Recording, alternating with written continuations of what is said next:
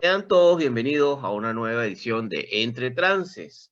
Les habla Félix Gómez y bueno, estamos conectados con mi buen amigo Luis Arocha en este viaje de trances hipnóticos y de espacios para la reflexión. Luis, ¿cómo estás?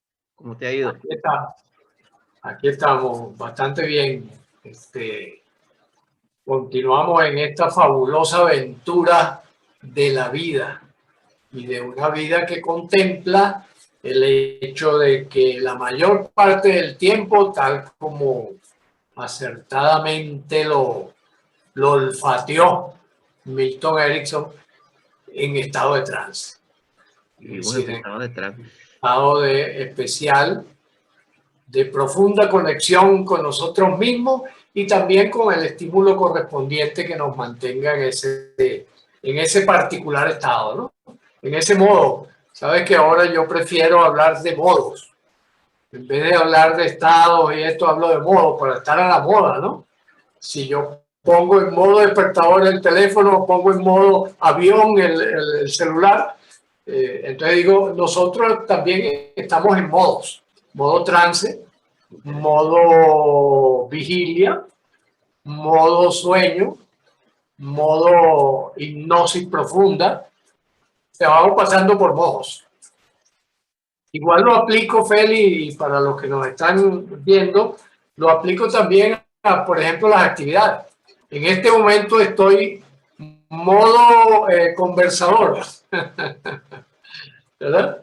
Y en otro momento estoy en modo psiquiatra, en otro momento estoy en modo coach, en otro momento estoy en modo pintor, y así sucesivamente, porque es parte de la magia de esta vida, ¿no? Es parte de la magia como nosotros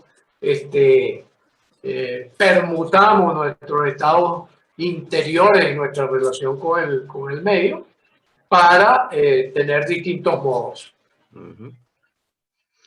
Y también suelo llamar, Félix, suelo llamar modo de producción a lo que antes llamaba causalidad, que es la causalidad, el modo de producción para que se dé un modo en un momento dado, ¿no? ¿Qué te parece esa aproximación y cómo abre boca para entrar al tema de los afectos y particularmente al tema del resentimiento?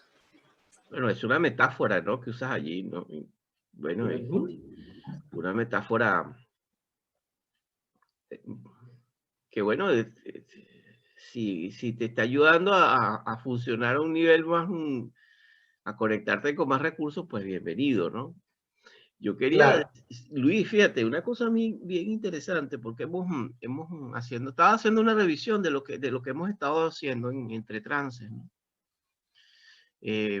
Y bueno, hemos tenido la feliz oportunidad, el feliz encuentro de estar generando una serie de videos que me ha gustado el hecho también porque hemos estado pensando también en las nuevas generaciones de psicoterapeutas, de gente que se está formando en el área de la psicoterapia, ¿no? Y también las personas que han estado entrando en Entre Trances y en Bitácora de Viaje, que son nuestros canales, también en tu canal, porque nuestra función básicamente ha sido, y algo que nos hemos, desde lo cual se han centrado nuestras conversaciones, en el hecho de, bueno, ¿cómo podemos ayudar a otros? Mientras conversamos, mientras generamos, vamos dejando un espacio para la reflexión, ¿no? El que bien quiera entrar. Y hemos tocado una serie de temas, y fíjate que en ese tema ha estado el centro, el tema de las emociones. Y nos hemos conectado desde entrevistas con gente maravillosa, con un músico maravilloso como el maestro, por ejemplo, Lozano, que ha estado en los programas, gente maravillosa como eh, eh, Mari Pernilla, por ejemplo, en Londres, que nos estuvimos. Y fíjate que ahí, y tantas personas que han estado con nosotros en estos programas, sobre todo de casi un año. Y sin embargo, hay un tema que no es que se nos ha pasado, es que creo que teníamos que desarrollar todo este viaje juntos para poder entrar en este tema. Y el tema es el resentimiento. El resentimiento como una expresión muy compleja, no es fácil analizarlo o revisarlo. Se necesita la mano de gente experta para realmente uno poder hacer un inicio de una reflexión que uno le permita, por ejemplo, entender dónde estamos ubicados. La reflexión desde un punto de vista personal, como una vivencia personal, el resentimiento como una vivencia, como una experiencia familiar, el resentimiento como una experiencia social, y ahí por ahí nos vamos al resentimiento, puede ser de un país, de una sociedad, el resentimiento de una sociedad hacia algo o hacia alguien. Y hay que ver lo que ha generado esa experiencia, el experienciar, el resentir, ¿no? Desde procesos que van en lo políticos destructivos, sobre todo cuando la ideología se monta con el resentimiento, tienes realmente un virus de una peligrosidad y de una alta capacidad de pandemia en nosotros. Lo estamos viendo en procesos políticos a lo largo y ancho de América Latina. Lo estamos viendo en procesos que incluso incluye, o sea, hay otra cosa que quiero decir antes de darte la palabra, que cuando hablamos del resentimiento, no estamos hablando únicamente de América Latina o España como procesos complejos, estamos hablando, es arquetipal, es en todo el mundo hay procesos en los cuales está presente esa experiencia compleja. ¿Cómo lo ves tú? ¿Cómo analizas tú? Primero, me gustaría, desde tu definición y desde tus estudios, que ya son 5 décadas de viaje, ¿cómo defines tú el resentimiento? Eso sería mi primera reflexión. Fíjate que tus palabras me llevaron a dos reflexiones, a dos asociaciones. Por una parte, una frase de Ernesto Cardenal, sí, este obispo nicaragüense, ¿sabes? Sí. Él decía, la bomba atómica es una realidad de nuestra alma. Y la otra es la constitución de la UNESCO. Uno de los pies importantes cuando se constituye la UNESCO es una frase que dice, puesto que la guerra es una realidad de la mente humana, es en la mente humana donde debemos sembrar la paz.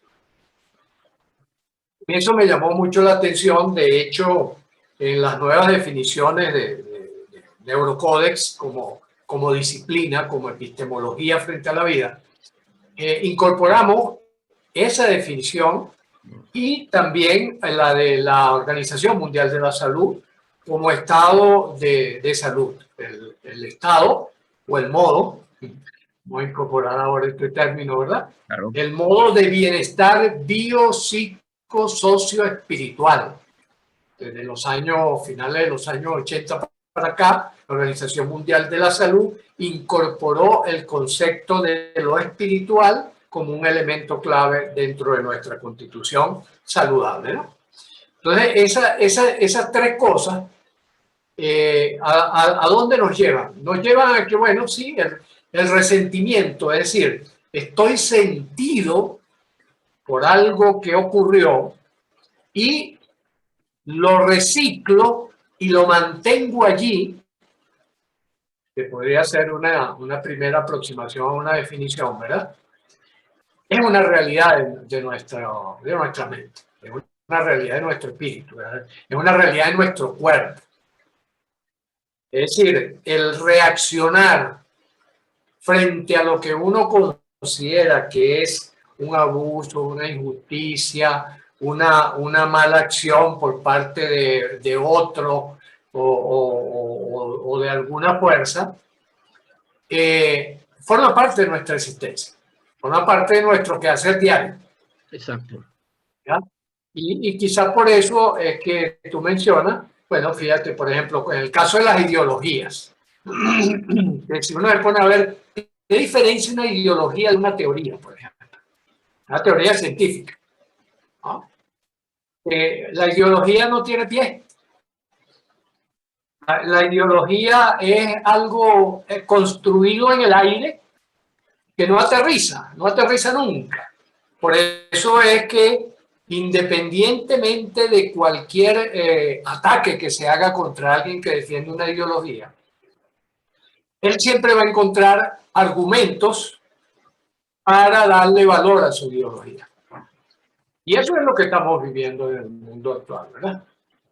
A pesar de todos los contraejemplos que tú puedas poner, por ejemplo, frente a esto que llaman socialismo del siglo XXI, una palabra que creo que inventó Fidel. Socialismo, eso es.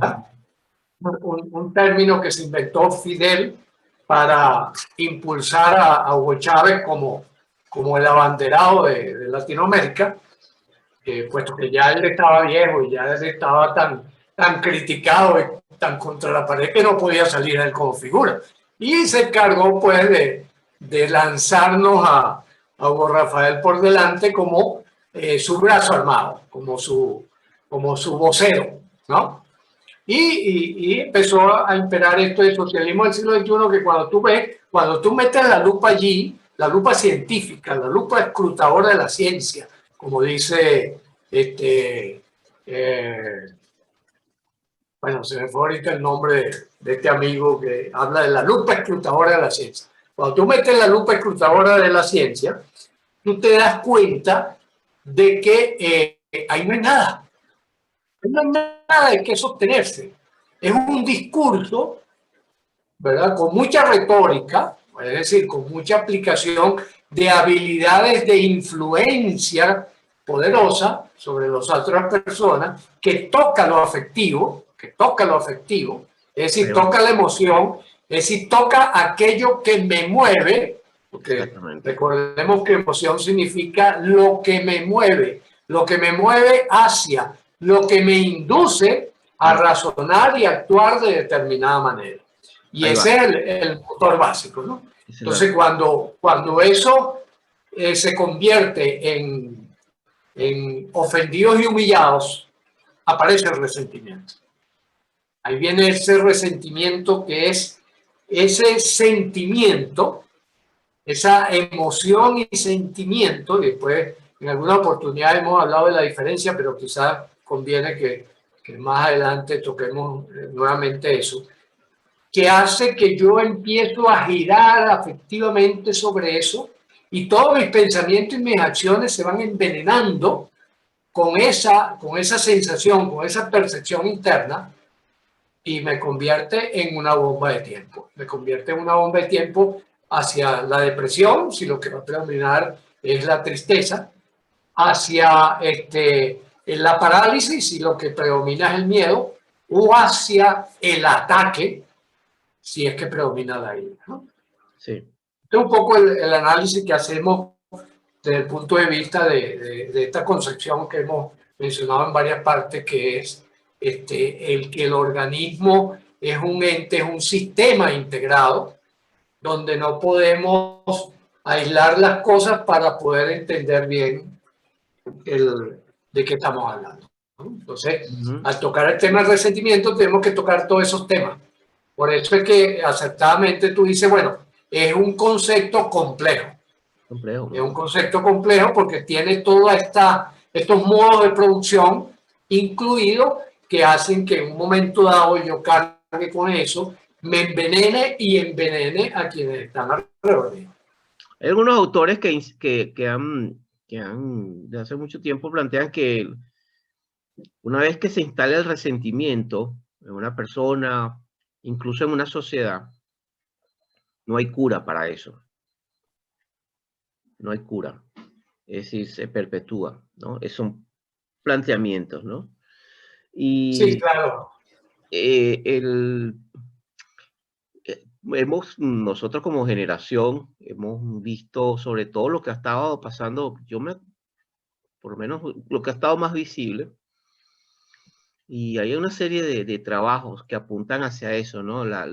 Cómo el resentimiento como experiencia fundamental permite ese encuentro con la ideología, sobre todo ahora estamos hablando de ideología política, de las ideologías, generando fenómenos que entramos en una fase que pudiera llamar un estado hipnótico de fundamentalismo, que sea el tema.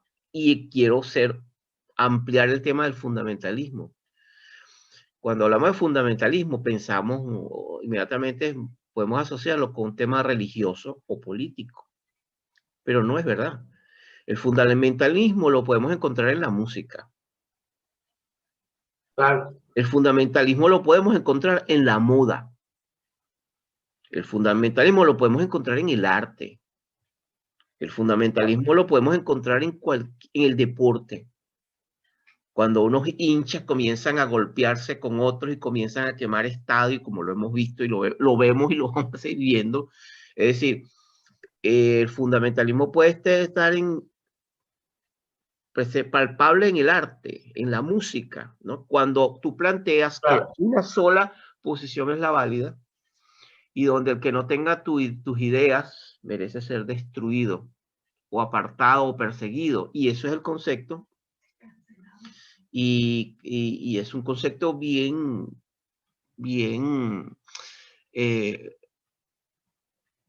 analizado. Hay un concepto a mí me ha parecido muy interesante, que es el de necropoder. Necropoder es un concepto desarrollado por un antropólogo africano, Moad Wande, el cual plantea la utilización por un gobierno de la persecución y la destrucción de todo aquel que tenga ideas contrarias a su planteamiento de poder. Y para eso él maneja un estado de sección continuo, de normalización del estado de sección. Interesante, porque hay otro concepto, y no me estoy desviando del tema del resentimiento, porque creo que son dos herramientas que nos pueden ayudar a entender de un poco toda una serie de fenómenos. Otro concepto desarrollado por un antropólogo alemán, Otto Hams, que es el concepto de víctimas utilitarias.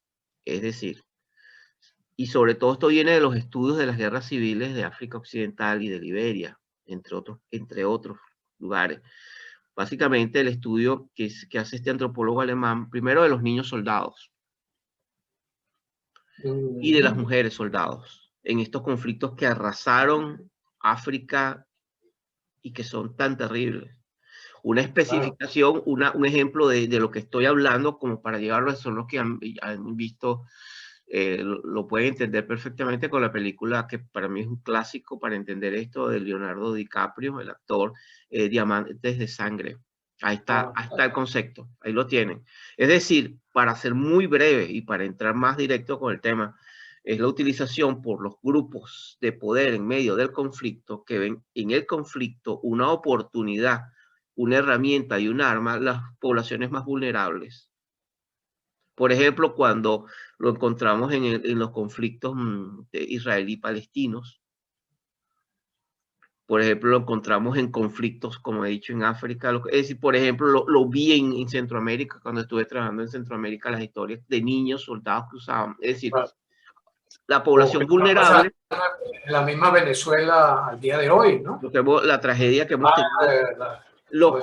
La situación en Colombia con la utilización de niños, por ejemplo, que se utilizan por ser vulnerables o se ponen al frente, los ponen como escudo, o los armas, y entonces cómo enfrentar a un niño que está armado. Entonces se va construyendo un discurso de víctima. Entonces es bien complejo, porque te permite crear estados que son estados delictivos, que se protegen bajo la construcción de eso, pero en el fondo lo que hay es una inmensa capa de resentimiento, y de capas y capas y capas y capas de resentimiento. Entonces lo estamos viendo en América Latina con los procesos de elecciones, lo que se está dando, las complejas situaciones en diferentes países, y nosotros que lo hemos vivido como sociedad, como individuos. Y yo no, siempre he dicho que la gran tragedia que deja el comunismo, entre otras cosas, es el resentimiento. Hay un periodo insospechado, Luis, que muy poca gente habla, porque no es políticamente correcto, lo que pasa en el periodo después de la Segunda Guerra Mundial.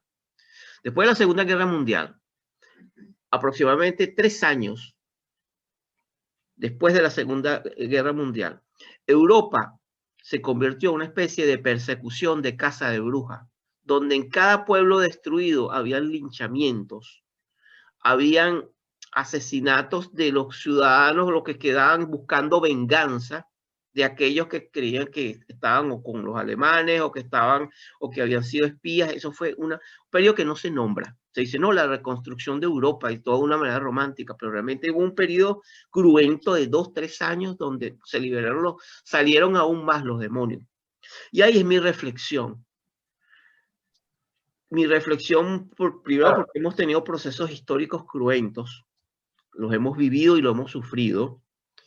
Y mi reflexión es hasta qué punto en estos tiempos, este siglo XXI, y siendo una mirada más hacia América Latina y España,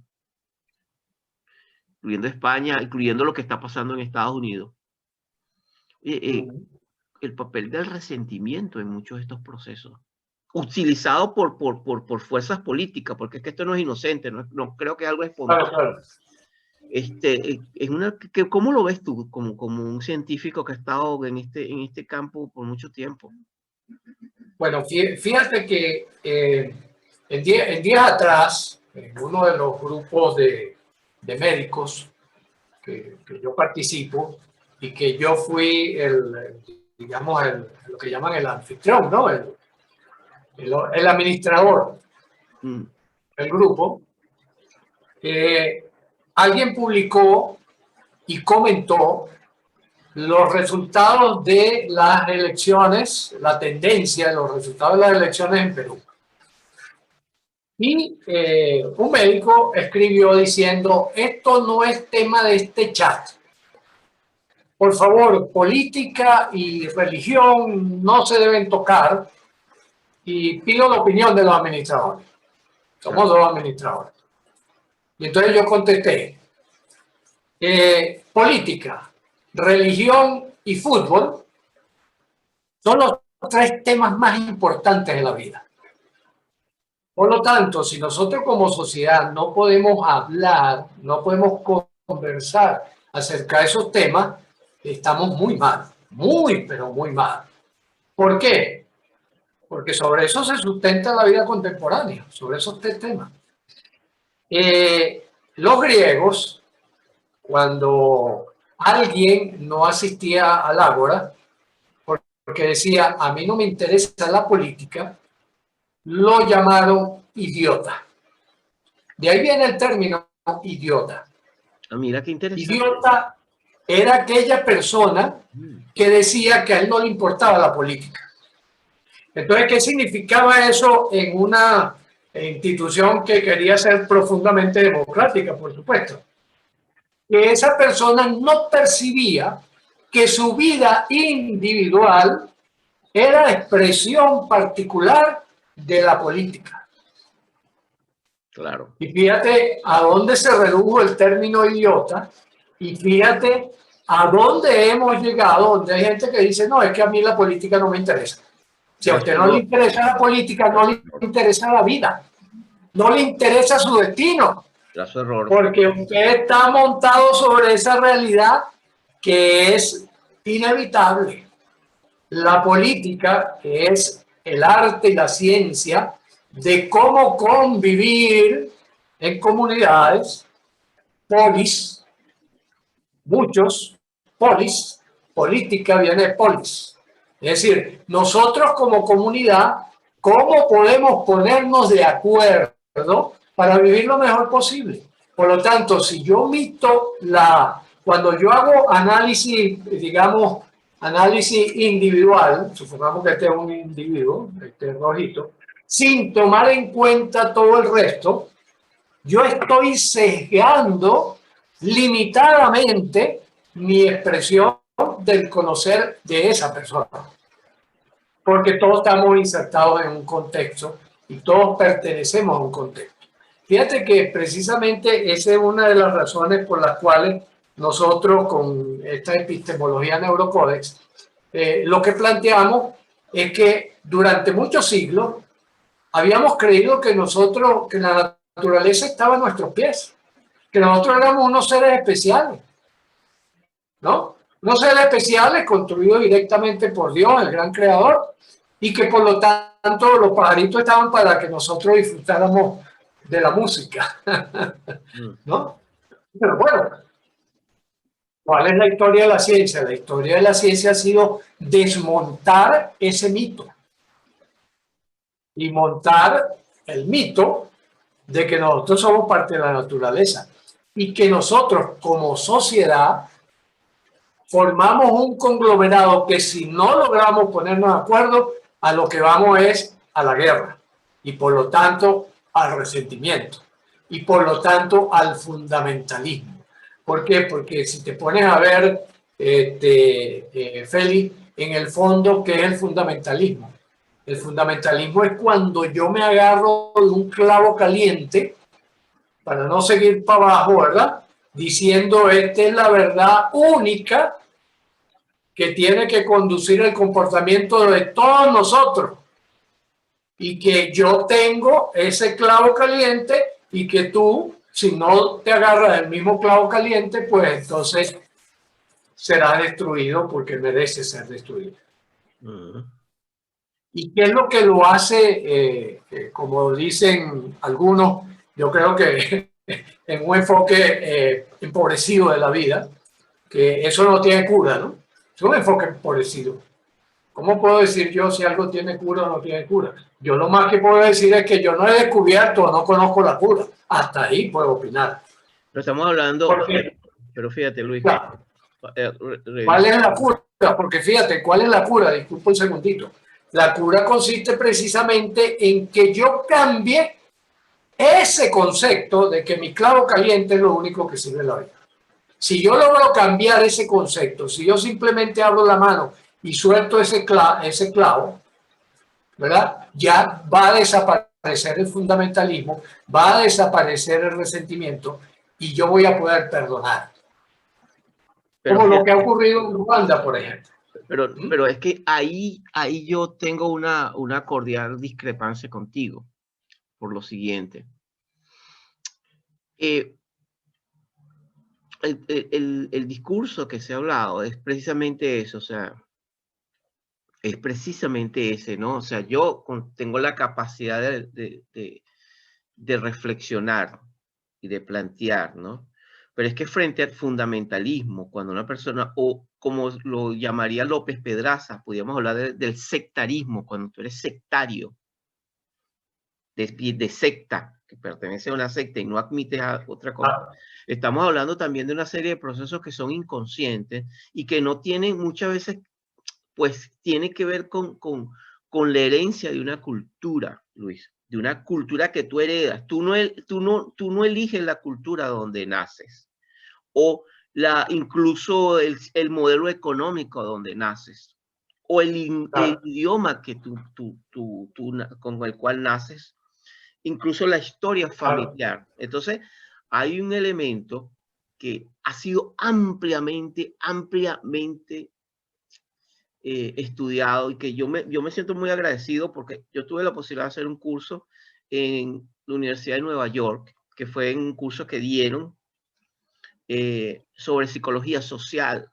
Y a mí me cambió el concepto completamente de mi visión, no solamente a nivel de geopolítica, sino también el concepto a nivel de lo que es salud mental. ¿En qué quiero decirte? Y ahí podemos tener una cordial discrepancia. Es cuando tú, por ejemplo, tienes el caso de generaciones tras generaciones, porque yo no soy de esos fatalistas, ¿no? Sino yo creo, por eso hago este programa contigo, pero es la evidencia que tú ves que generación tras generación se va transmitiendo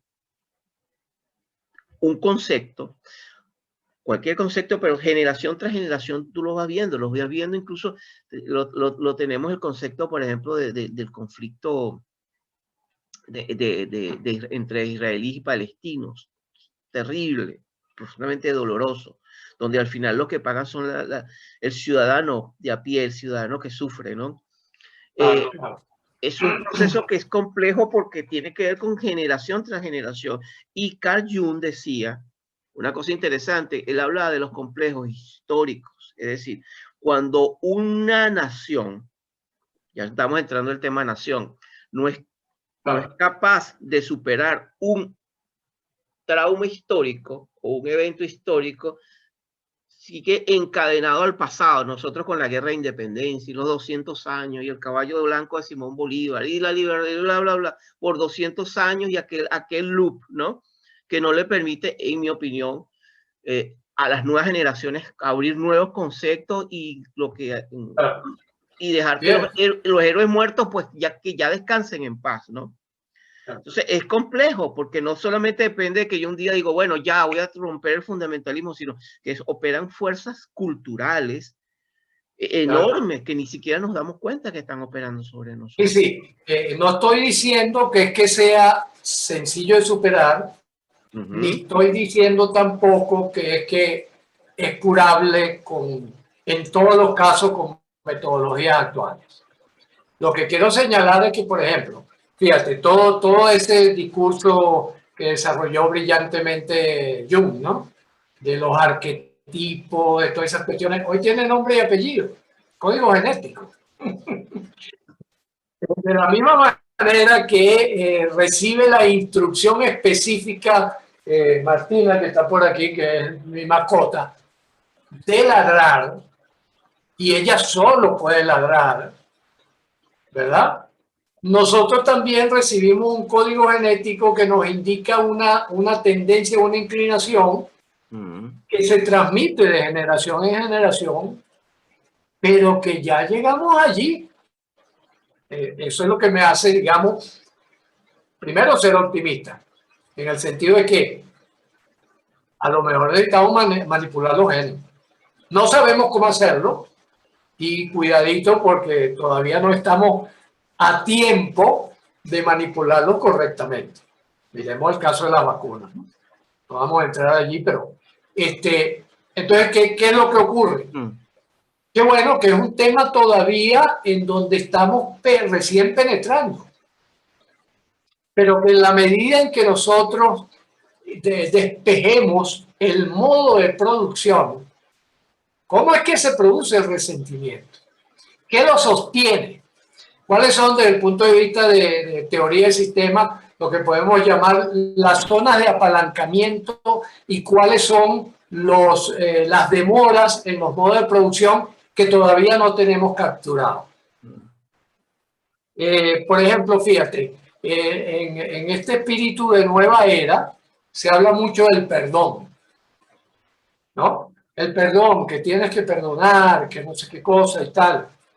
Y yo siempre les digo a los pacientes y también a alumnos que están en esta onda y tal, yo les digo, mire, para usted poder perdonar, usted tiene que superar el resentimiento.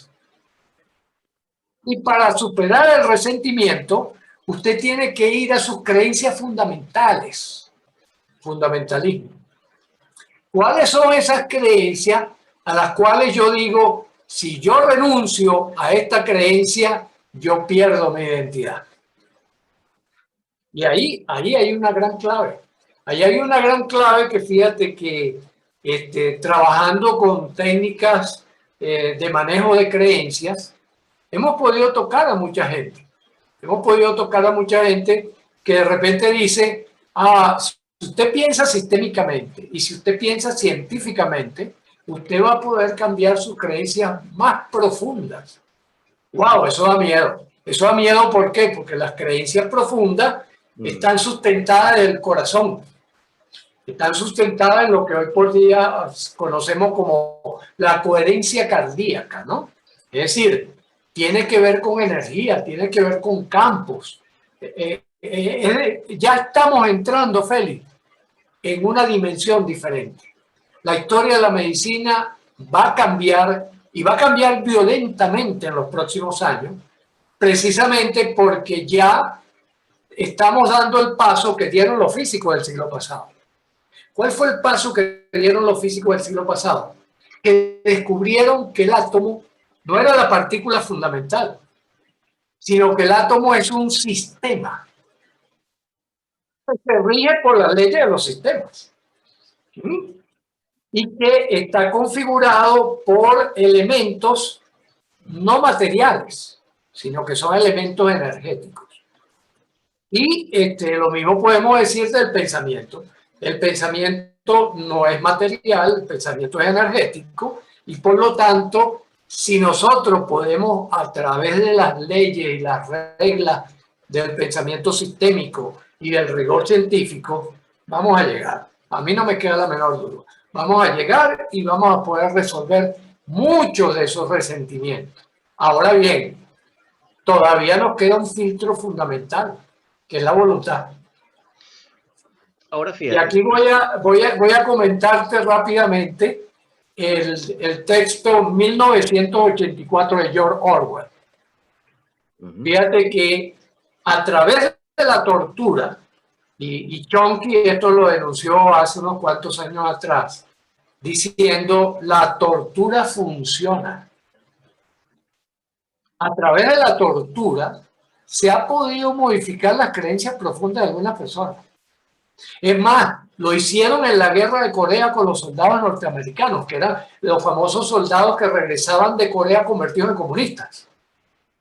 Y cuando se supo cuál fue el mecanismo, era porque le daban electroshock. Fíjate qué interesante esto, Félix. Le daban electroshock a la persona y mientras la persona estaba en ese estado convulsivo inconsciente, dos operadores le echaban el discurso marxista por cada uno de los oídos. Es decir, le reprogramaban el cerebro a las personas. Sí. Esto se sigue haciendo. Esto se sigue haciendo. Sí. En general, bueno, son secretos públicos militares, ¿verdad? No, pero esto se sigue haciendo ampliamente. De manera más refinada y de manera más sofisticada. Pero sí hay la ruta de modificación de esos aspectos que llamamos fundamentalismo, que no son otra cosa, sino que son las creencias más profundas, las creencias fundamentales de base, con un componente cultural y genético muy importante, pero que ya son susceptibles de modificación. Claro,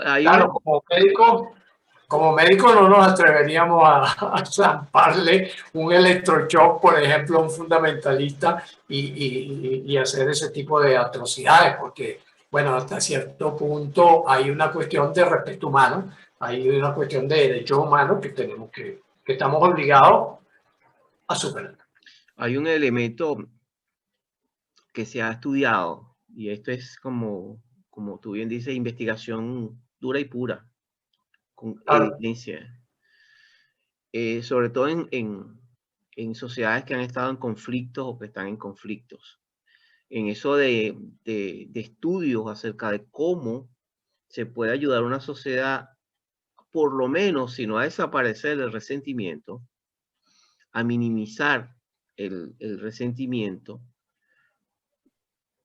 colectivo, social, para entrar en un proceso de conciliación, de reconciliación, esa famosa frase de reconciliación, ¿no?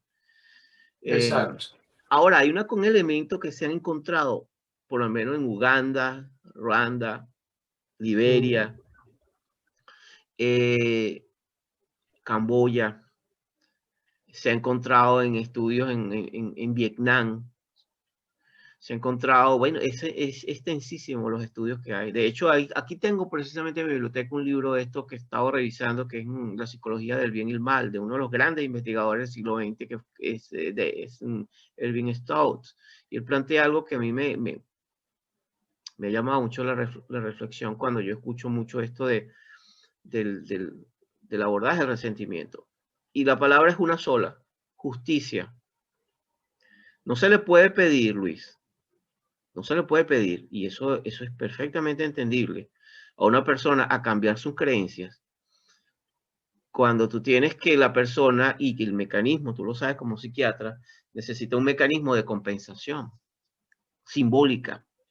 Es decir, ante una ofrenda, ante una ofensa, ante una humillación, ante una pérdida, por ejemplo, un ser querido, la persona necesita un proceso de justicia, o una sociedad necesita un proceso de justicia, aunque sea simbólico. Que, por ejemplo, que el criminal o el perpetrador pague con un mínimo por lo que ha hecho. Sin ese paso, y eso son investigaciones que se han dedicado mucho dinero, porque detrás de eso, trágicamente, los conflictos generan dinero. Y esa es la gran realidad. Nadie que me venga con estandartes de John Lennon y pacifismo y darle un chance a la paz. Y no, detrás de eso hay grandes negocios, y si no, que lo digan los campos de refugiados, que es trágico, es otra historia. Pero ese concepto de justicia como un elemento es fundacional, como un elemento de reparación mínimo. Para ese proceso de reparación pueda darse un proceso de healing, de recuperación, de sanación, para que la gente pueda realmente, una vez que ha dicho aquí hay justicia, se ha pasado, lo estamos viendo en procesos donde los procesos de no ha habido justicia, y entonces te mandan a un acuerdo de paz donde firmas y bueno, aquí todo ya la paz y cambia la página. Eso es como que tú vas a tu casa y la cena, que la pones en la alfombra, los restos de la comida, y la guardas porque viene una visita y te olvidas, y dura 2 semanas esa comida podrida, en estado de putrefacción debajo de tu alfombra, exactamente en términos. Por eso te digo que es un elemento, hablarlo desde un punto de vista, el tema del resentimiento, porque el tema también implica memorias, implica una cantidad de elementos que es necesario abordar para poder hacer un abordaje integral. Por ejemplo, los que están en procesos psicosociales de abordaje, de procesos de reconciliación, ese tipo de cosas, yo creo que hay elementos que son fundamentales. ¿Cómo lo ves tú? Sí, sí, por supuesto. Por eso es que nosotros estamos insertados en un círculo social, y ese círculo social es una influencia importante sobre las decisiones que yo tomo. Fíjate que es como, por ejemplo, el caso del adicto. El caso del adicto que va a un centro de rehabilitación, etcétera, etcétera, saca de su memoria automática, podríamos decir, el recuerdo de la droga, pero regresa al mismo lugar, y entonces los amigos, la influencia, ¡pum!, vuelven a reactivar esa memoria y la persona vuelve a caer, ¿no? El contexto social. Sí, sí. Por eso es que yo insisto, no es que tengamos a mano la solución, pero tenemos el camino hacia la solución. En eso es que yo me refiero con esto, porque por supuesto, hacer un trabajo, por ejemplo, un trabajo individual es relativamente más sencillo. Más sencillo. Es mucho más sencillo. Ahora, un trabajo donde contemplemos a todos unos elementos que están en continua interacción, pues ya es otra cosa, ¿no? Fíjate que, por ejemplo, quizás lo logran ciertas religiones, cierto fundamentalismo, ¿verdad? Por ejemplo, los sucesores de Gandhi o el mismo Gandhi, ¿no? Con esa práctica de cultivar el amor, la paz. Yo seguiré predicando, por ejemplo, hace un rato atrás, en una charla que nos estaba dando Yamil Zambrano, ¿no? Yamil Zambrano, siempre sorprendente con sus planteamientos, ¿no? Leía un poema de Gandhi donde él plantea: yo seguiré, aunque en medio de la guerra, yo seguiré hablando de la paz, aunque vengan y me hagan daño, yo seguiré predicando el amor. Es decir, es una manera de autoconvencerse, ¿verdad?, de reciclar, en este caso, el sentimiento contrario al resentimiento. Fíjate que esto es interesante porque también, como dentro de la teoría del sistema, tenemos que ver cuáles son los contrapesos. Claro. Entonces, ante el resentimiento, ¿cuál es el contrapeso? ¿No? Es el amor, el resentimiento, el olvido, como dice Borges, ¿no? Borges dice: no hay mayor perdón ni mejor venganza que el olvido, ¿no? Y lo hace a propósito de un mini cuento donde Caín y Abel se reencuentran, allá en el juicio final, tal, qué sé yo, se reencuentran Caín y Abel avergonzado le dice: hermano, perdóname, yo te maté. Yo creo que Caín se confunde y le dice: ¿Cómo? No, yo fui el que te mató a ti. No. Entonces él concluye con esa frase: no hay mayor venganza, no hay mayor perdón ni mejor venganza que el olvido. Y el olvido es el elemento indudablemente que opera cuando yo trabajo con las representaciones mentales. ¿Cómo tengo yo archivado eso? ¿Cuán gordas son mis neuronas que recuerdan, por ejemplo, cierto incidente o las conexiones dentro del sistema nervioso central, ¿no? Fíjate cómo efectivamente, bueno, agarramos un tema como es el resentimiento, la fuerza, ¿qué mantiene el sistema? Las fuerzas que operan entre los distintos componentes, entre mis representaciones mentales, mis pensamientos, mis emociones, mis sentimientos, mis acciones y los vínculos de realimentación que tengo con la sociedad, con la genética, con el ambiente y las situaciones que se puedan presentar como injusticias, ¿no? Por lo tanto, fíjate, una de las vías que es estos mecanismos de mediación, de negociación, que todavía también, a mi manera de verlo, son muy primitivos, muy arcaicos, van ayudando a quitarle fuerza, quitarle peso específico al resentimiento y de repente permite hacer un tratado de paz como el que lograron, por ejemplo, los egipcios con los judíos, ¿no? Y más o menos allí pues mantienen una relación de tolerancia. Sí, un tema gordo, ¿eh? Un tema fundamentalista, ¿no? Un tema gordo. Dos sociedades fundamentalistas y en sentido opuesto. Pues yo jalo hacia acá y el otro jala hacia allá, ¿no? Entonces, eso, mientras uno no entiende que forma parte de un sistema, como yo suelo poner el ejemplo a los pacientes, sobre todo, y a los cochinos, les pongo el ejemplo de que la vida es como un juego de tenis. O sea, si usted está en una relación de pareja, usted está jugando tenis con esa persona. Por lo tanto, si esa persona le lanza la pelota por la derecha, usted no puede ir a la izquierda. Usted tiene que ir a la derecha para que el juego continúe. Es decir, es entre los dos que mantenemos el tipo y calidad de relación. No es ni eres tú ni soy yo. Es el tipo y calidad de relación, como dicen las leyes de comunicación humana, las que mantienen el juego. Entonces, el juego del resentimiento también tiene que ver con eso. Este fue injusto conmigo y por lo tanto yo le practico el odio, le practico el rechazo o le practico el pánico o le practico la tristeza profunda porque no tengo neurotransmisor. ¿Qué te parece este enfoque? Es un mapa de la mente, es un mapa de la mente que tú tienes y que bueno, yo me parece que es una de las tantas aristas de este tema, Luis. Yo creo que, fíjate, hay un tema allí que tiene que ver con el resentimiento, que es también el núcleo del odio. Y detrás del núcleo del odio está la ira, ¿no? Y detrás de la ira está el núcleo de la frustración. Hay muchas capas allí montadas, ¿no?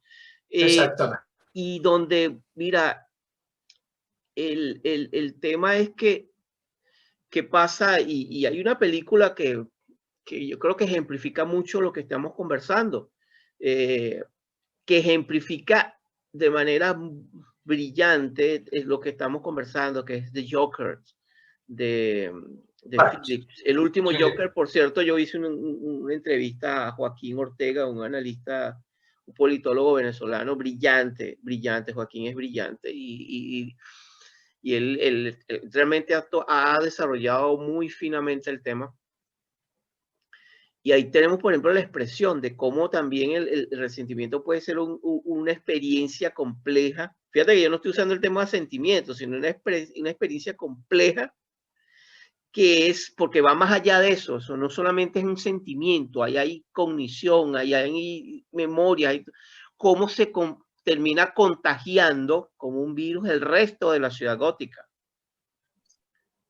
Como un efecto, o sea, como el resentido tiene la capacidad y puede tener la capacidad también de conectar con otros núcleos de resentimiento y crear una bomba social que explota. Lo estamos viviendo en América Latina. Ayer mismo, por ejemplo, hubo una crisis tremenda en Buenos Aires, ¿verdad? Precisamente por esto, porque Fernández lanza un discurso blandengue, impreciso, confuso.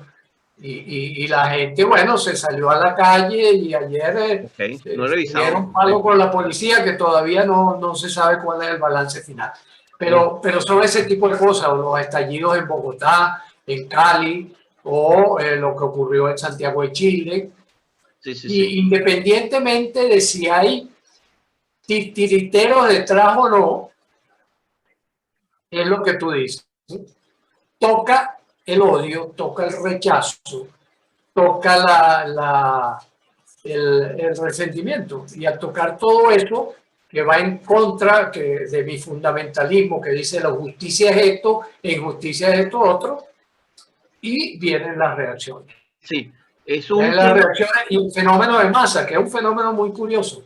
Yo que participé muchísimo de manifestaciones y de cosas esas absurdas que hace uno cuando es muchacho, una de las cosas que a mí me asombraba y me llamaba la atención, y yo me ponía como observador, intentando ser no participante, ¿verdad? Pero me colocaba como observador frente a ese fenómeno de masa, de cómo vas arrastrando, cómo la gente se va llegando a arrastrar, hasta que entran en un estado de trance hipnótico, donde lo único que hacen es seguir al líder, y si vamos a tirar piedra, vamos a tirar piedra, y si vamos a quemar carro, vamos a quemar carro.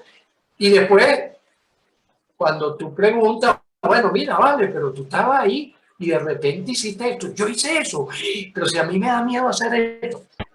Muchachos que de repente, bueno, sí, incendiaban un carro, se montaban y le disparaban cohetes a la policía. Y que en la cotidianidad, cuando estaban fuera de ese trance hipnótico colectivo, eran unos tipos tímidos, avergonzados, que eran incapaces de matar una mosca. Ese fenómeno yo lo viví muchísimo y lo vi también en otras circunstancias y lo sigo viendo, por ejemplo, en todo este conjunto de cosas donde tú ves, por ejemplo, una mujer y entrada en años, que empieza a golpear al policía, ¿no? Y tú dices, wow, esta señora seguramente en su casa es incapaz de matar una mosca. Y en ese ambiente que le despierta lo más básico, lo que dice la UNESCO, ¿no? La guerra y la paz son una realidad de nuestra mente. Y ahí explota. Eso está bien estudiado, que en situaciones de caos, en guerras civiles, desastres naturales, caos, claro. Las sociedades tienden a desorganizarse, entran en una especie de entropía y de espiral de caos, y eso genera los mayores, hay un estado de regresión en la mente humana que permite que salga lo instintivo.